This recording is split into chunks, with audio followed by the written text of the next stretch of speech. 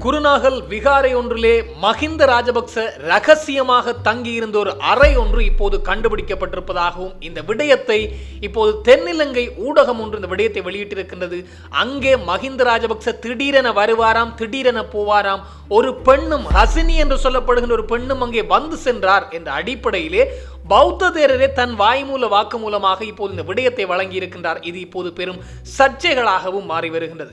மேலும் நான் அரசியலில் இருந்து ஒதுங்கிவிட்டேன், இனி என்னிடம் எதுவும் கேட்காதீர்கள் என்ற அடிப்படையிலே இந்த மகாநாயக்க தேரர்களை சந்தித்த பின்னர் ஊடகவியலாளர்கள் எழுப்பிய கேள்விக்கு ரணில் விக்ரமசிங்கே பதில் கொடுத்திருக்கின்றார். இனி நான் அரசியலில் விட்டு ஒதுங்கிவிட்டேன் என்ற அடிப்படையிலே அத்தோடு ரணில் தரப்பும் சஜித் தரப்பும் இணைகிறது. ரணில் அரசியலை விட்டு ஒதுங்கி ஆலோசகராக மாத்திரம் செயற்பட போகின்றார் என்ற செய்திகளும் வெளியாகி இருக்கின்றது. இந்த விடயங்கள் பற்றித்தான் இந்த தொகுப்பினூடாக முழுமையாக பேச போகின்றோம். அன்புறவர்கள் எல்லோருக்குமே வணக்கம். மஹிந்த ராஜபக்ச பற்றிய ஒரு கருத்தானது இப்போது தீவிர பேசுபொருளாக மாற ஆரம்பித்திருக்கின்றது. தென்னிலங்கை இணையவழி ஊடகமான தசதா நியூஸ் என்று சொல்லப்படுகின்ற ஒரு யூடியூப் வலைத்தளம் ஒன்றிலே இந்த செய்தியானது இப்போது தீவிரமாக பரவப்பட்டு வருகின்றது அல்லது தீவிரமாக பேசப்பட்டு வருகின்ற ஒன்றாக இருக்கின்றது. காரணம், குருநாகல் மாவட்டத்தில் இருக்கின்ற ஒரு பிரபலியமான ஒரு பௌத்த விகாரை ஒன்று, அந்த விகாரைக்குள்ளே ரகசிய அறை ஒன்று இருக்கின்றதாம். அந்த அறை அங்கே இருக்கின்றது என்று சொல்லி மக்களுக்கு, அதனை சுற்றுச்சூழலில் இருக்கின்ற மக்களுக்கு தெரியாதாம். அது மாத்திரமல்லாமல் 20 வருடங்களுக்கு மேலாக அந்த விகாரைக்கு வந்து செல்கின்றவர்களுக்கு கூட அங்கே அப்படி ஒரு ரகசிய அறை இருக்கின்றது என்று தெரியாதாம். இந்த விடயத்தை இப்போது இந்த தசதா நியூஸ் இப்போது அம்பலப்படுத்தி இருக்கின்றது. அதற்கு பௌத்த விகாரையிலே இருக்கின்ற ஒரு பிக்கு ஒருவர் அந்த விடயங்களை இப்போது அந்த செய்தி ஊடகங்களுக்கு தெரிவித்திருக்கின்றார். அவர் தெரிவித்த கருத்தின்படி மஹிந்த ராஜபக்ச வந்து தங்குவதற்காகவே பிரத்யேகமாக வடிவமைக்கப்பட்டதாம் இந்த ரகசிய அறை. மஹிந்த ராஜபக்ச இரவிலே வந்ததிலே தங்கியதில்லையா, மாறாக திடீரென வருவாராம் பகல் வேளைகளிலே. ஆனால் வந்தால் பல மணி நேரம் அந்த அறையிலே தங்கியிருப்பார் என்ற செய்தி சொல்லப்பட்டிருக்கின்றது. அவர் பல மணி நேரம் தங்கியிருப்பது மாத்திரமல்லாமல் மிக முக்கியமான ரகசிய நகர்வுகளை எல்லாம் அங்கு வைத்துத்தான் அவர் மேற்கொள்வார் என்ற விடயத்தையும் சொல்லியிருக்கின்றார். ஆனால் இந்த அறையிலே 2 பேர் படுக்கக்கூடிய அளவிற்கு ஒரு கட்டில் ஒன்று காணப்படுகின்றது. அதுவும் மெத்தைகளோடு சேர்த்து அதிசொகுசு கட்டில் ஒன்று காணப்படுகின்றது.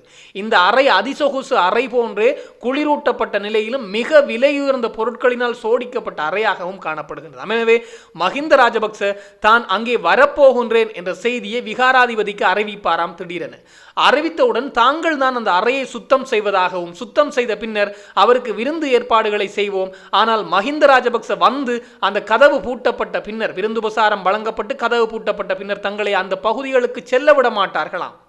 மாறாக மஹிந்த ராஜபக்ச அந்த அறையிலே இருந்தான் ரகசிய நகர்வுகளை மேற்கொள்வார் என்றும், அந்த அறையினுடைய இரும்பு கதவு பூட்டப்பட்டவுடன் அங்கே உள்ளே வந்த வாகனம் ஏதும் இருக்கின்றதா என்று கூட தெரியாத அளவிற்கு மர்மமாக மாறிவிடுமாம். அத்தோடு இந்த அறையிலே திடீரென வெளியேறக்கூடிய அல்லது ஏதும் ஆபத்து என்றால் வெளியேறக்கூடிய இன்னும் ஒரு ரகசிய கதவு இருப்பதாகவும் அந்த பௌத்த தேரர்கள் சுட்டிக்காட்டியிருக்கின்றார்கள். இந்த விடயம் இப்போது தீயாக பரவ ஆரம்பித்திருக்கின்றது. அதிலும் இன்னும் ஒரு கருத்தொன்றை அதிலே இருக்கின்ற ஒரு சின்ன பௌத்த தேரர் சொல்லியிருக்கின்றார், ஹசினி என்று சொல்லப்படுகின்ற ஒரு பெண்ணும் அங்கே வந்து செல்கின்றார் என்ற அடிப்படையில். எனவே இதுதான் இப்போது இந்த ஸ்ரீலங்கா பொதுஜன பெரமுனவினுடைய தலையை சொரிய வைத்திருக்கின்ற விடயமாக இருக்கின்றது. எனவே இப்போது பேசப்படுகின்ற விடயம், ஸ்ரீலங்கா பொதுஜன பெரமுனவும் இதற்கு எதிராக நடவடிக்கை எடுப்பதற்கு தயாராகி வருகின்றது என்ற அடிப்படையில். காரணம், பெண்ணொருவர் வந்து செல்கின்றார், மஹிந்த வந்து தங்கிய அறை என்றால் இது வேறொரு புறம் நோக்கி நகர்த்துகின்றது என்ற அடிப்படையில் இப்போது தீவிர பேசுபொருளாக மாறுகின்றது. ஆதாரத்தோடு ஊடகவியலாளரை பௌத்த விகாரைக்குள்ளே கொண்டு சென்று அந்த விகாரையில் இருந்த புத்த பிக்குகள் அதனை காட்டியிருக்கின்றார்கள் என்பதன் மிக மிக முக்கியமான விடயம். எனவே இந்த விடயம் இப்போது பேசப்படுகின்றது. மஹிந்தவுக்கு இது இன்னும் ஒரு ஆபத்தை ஏற்படுத்த போகின்றதோ என்ற ஒரு கேள்விகளும் எழ ஆரம்பித்திருக்கின்றது. மேலும் ரணில் விக்ரமசிங்கனுடைய திடீர் முடிவானது இப்போது பெரும் அரசியலை மிக நேசிக்கின்றவர்கள், அரசியலை தீவிரமாக கண்காணிக்கின்றவர்களுக்கெல்லாம் பெரும் அதிர்வலைகளை ஏற்படுத்தி இருக்கின்றது. காரணம், நேற்றைய தினம் இந்த பௌத்த மகா சங்கத்தை சேர்ந்த தேரர்களை சந்திப்பதற்காக ரணில் விக்ரமசிங்கே நேற்று சென்றிருந்தார். அங்கே பல மணி நேரங்கள் கலந்துரையாடல் இடம்பெற்றதாம். அந்த கலந்துரையாடலின் பின்னர் ரணில் விக்ரமசிங்கே மகா சங்கத்தினருடைய அந்த இல்லத்தை விட்டு வெளியே வருகின்ற போது ஊடகவியலாளர்கள் கேள்வி எழுப்பி இருக்கின்றார்கள். அதாவது இந்த இப்போது நடைபெறுகின்ற கல்வி சீர்திருத்தங்கள் பற்றியும் பலதரப்பட்ட சட்டமா அதிபர் சார்ந்த கேள்விகள் எல்லாம் எழுப்பி இருக்கின்றார்கள்.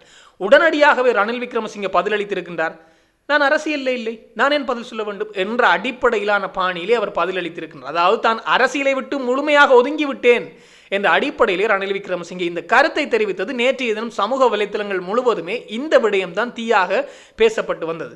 அதிலும் மகா சங்கத்தினரை சந்தித்த பின்னர் பல மணி நேர கலந்துரையாடலின் பின்னர் இந்த கருத்தை ஏன் ரணில் விக்ரமசிங்கே தெரிவித்திருக்கின்றார் என்பதுதான் மிக பெரும் கேள்வி.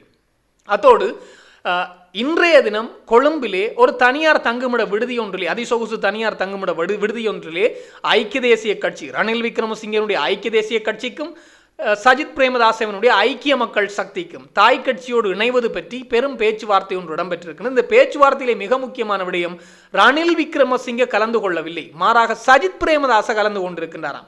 சஜித் பிரேமதாச தரப்பிலிருந்து 4 பேர் கலந்து கொண்டிருக்கின்றார்கள். அதோடு ரணில் விக்ரமசிங்கே தரப்பிலிருந்து சாகல ரத்நாயக்க உட்பட தலதா அத்துக்கோரல் உட்பட எல்லோருமே கலந்து கொண்டிருக்கின்றார்கள். அந்த கட்சியினுடைய மிக பெரும் புள்ளிகள் இவர்கள் தான் முடிவெடுக்கின்ற நிலையிலே இருக்கின்றார்கள். அதோடு சஜித் பிரேமதாச கலந்து கொண்டிருக்கின்றார், ஐக்கிய மக்கள் சக்தியினுடைய தலைவர் கலந்து கொண்டிருக்கின்றார். இந்த கலந்துரையாடலுக்கும் நேற்றைய தினம் ரணில் விக்ரமசிங்கவினுடைய நான் அரசியலிலிருந்து விலகிவிட்டேன் என்ற கருத்துக்கும் தொடர்பு இருக்கின்றது. காரணம், ரணில் விக்ரமசிங்கே தலைமைக்கு வந்துவிடக்கூடாது, சில கட்டுப்பாடுகளினூடாகத்தான் 2 கட்சிகளையும் இணைவதென்றால் நாங்கள் ஒத்துக்கொள்ளுவோம் என்ற அடிப்படையிலே பால்போச்சி மன்னித்துக் கொள்ளவும் அந்த சஜித் பிரேமதாச பல நாட்களாகவே சொல்லி வந்தார். இந்த சஜித் பிரேமதாசனுடைய கருத்தானது ரணில் விக்ரமசிங்கே ஆலோசகராக மாத்திரம்தான் செயற்பட வேண்டும், மாறாக ரணில் விக்ரமசிங்கே முழுமையான தலைமை பதவிக்கோ எதுக்கும் வரக்கூடாது, கட்சியின் தலைவராக சஜித் பிரேமதாசவாகி நானே செயற்படுவேன், ரணில் விக்ரமசிங்கே ஆலோசனை மட்டத்திலே மாத்திரம் இருந்து கொள்ள வேண்டும் என்பதுதான் சஜித் பிரேமதாசுடைய கோரிக்கை. அதை ஏற்றுக்கொண்டால் நாங்கள் பேச்சுவார்த்தைக்கு வருவோம், நேரடி பேச்சுவார்த்தைக்கு வருவோம் என்பதைத்தான் சஜித் பிரேமதாச பல நாட்களாக சொல்லி வந்தார். நேற்றைய தினம் ரணில் விக்ரமசிங்கனுடைய இந்த அறிவிப்பை தொடர்ந்து இன்றைய தினம் திடீரென இந்த சந்திப்பு இடம்பெற்றிருக்கின்றது. உயர்மட்ட குழுக்கள், சஜித் பிரேமதாசவே வந்திருக்கின்றார் சந்திப்புக்கு. சஜித் பிரேமதாச அந்த அணியில் 4 பேரும், அப்படியே ரணில் விக்ரமசிங்க அணியிலிருந்து சாகல ரத்நாயக்க உட்பட தலதா அத்துக்கோரல என்று எல்லோருமே வந்திருக்கின்றார்கள். இந்த பேச்சுவார்த்தை 90% நிவர்த்தி அடைந்து விட்டது, அதாவது 2 கட்சிகளும் சேர்வதற்கான ஏற்பாடுகள் இடம்பெற்று விட்டது என்ற அடிப்படையிலே சஜித் பிரேமதாச தன்னுடைய சமூக வலைத்தள பதிவிலே சொல்லி இருக்கின்றார். எனவே மிக விரைவிலே ஐக்கிய தேசிய கட்சியும் ஐக்கிய மக்கள் சக்தியும் இணைய போகின்றது. ஆனால் ஐக்கிய தேசிய கட்சியாக இருக்காது, மாறாக ஐக்கிய மக்கள் சக்தியாகவோ இருக்காது, மாறாக இன்னும் ஒரு கூட்டணியாக இருக்கலாம். அப்படி இருந்தால் அதன் தலைவராக சஜித் பிரேமதாசவும் அதன் ஆலோசனை மட்டத்திலே மாத்திரம்தான் ரணில் விக்ரமசிங்கே செயற்படுவார் என்பது இப்போது வெளிவந்திருக்கின்றது. அத்தோடு இந்த மகா சங்கத்தினரை ரணில் விக்ரமசிங்கே சந்தித்த விடயமும் இன்னும் கொஞ்சம் மர்மம் நிலவி வருகின்றது. காரணம், இந்த அரசுக்கு எதிராக பௌத்தத்தை சீரழிக்க போகின்றது இந்த அரசு. பௌத்தத்தை, அதாவது மதச்சார்பற்ற நாடாக இந்த நாட்டை மாற்றப் போகின்றது இந்த அரசு. இந்த நாட்டை கல்வி சீர்திருத்தம் என்று சொல்லிக்கொண்டு ஓரின சேர்க்கை நாடாக மாற்றப் போகின்றது. இந்த நாட்டை மிக மோசமான வழிக்கு கொண்டு செல்ல போகின்றது என்பதுதான் இப்போது எதிரணியினருடைய கருத்து.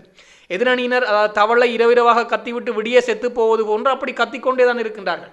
ஆனால் மகா சங்கத்தினருக்கும் இந்த விடயம் சார்ந்து கொஞ்சம் தளம்பல் நிலை ஏற்பட்டிருக்கின்றன சொல்ல வேண்டும். காரணம், பௌத்தத்தை மீறி செயற்படுகின்றதோ இந்த அரசு என்று. காரணம், இதற்கு முன்னர் கல்வி சீர்திருத்தம் தொடர்பாக முடிவுகளை எடுத்த போது பௌத்த மகா சங்கத்தினரை சந்திக்கவில்லையாம், யாருமே சென்று சந்திக்கவில்லையாம். இதனை ஓடி சென்ற ஒரு பௌத்த தேரர் மகா சங்கத்தினரிடம் முறைப்பாடு செய்திருந்தார்.